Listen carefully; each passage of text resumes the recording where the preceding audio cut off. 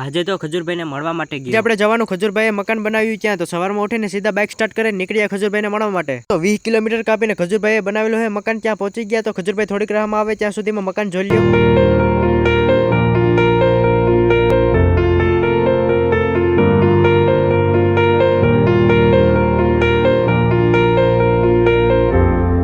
છે બાલુ દાદા જે રક્તપિત્તની બીમારીથી પીડાતા હતા અને ખજૂરભાઈએ મકાન બનાવી આપ્યું. મેં આવી ગયા 9 વાગ્યાના, ખજૂરભાઈ આવશે 4 વાગે. થોડોક ટાઈમ કાઢ્યો, ગોપ્રો જોયો તો અમે શોકે કરાવી દો એટલે આપણે ગોપ્રો લઈ લઈએ. પછી મિત્રો સાથે થોડીક વાર બેઠા ને ખજૂરભાઈ ફાઇનલી આવી ગયા એટલે બધા ફોટા પાડ હતા.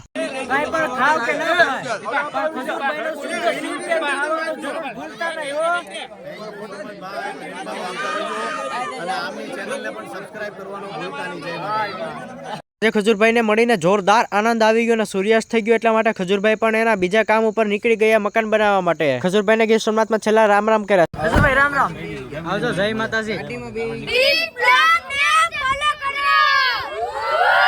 યુટ્યુબમાં લોંગ વિડીયો આવી ગયો, ઝડપથી જોઈ આવને ફોલો કરવાનું ભૂલતા નહીં.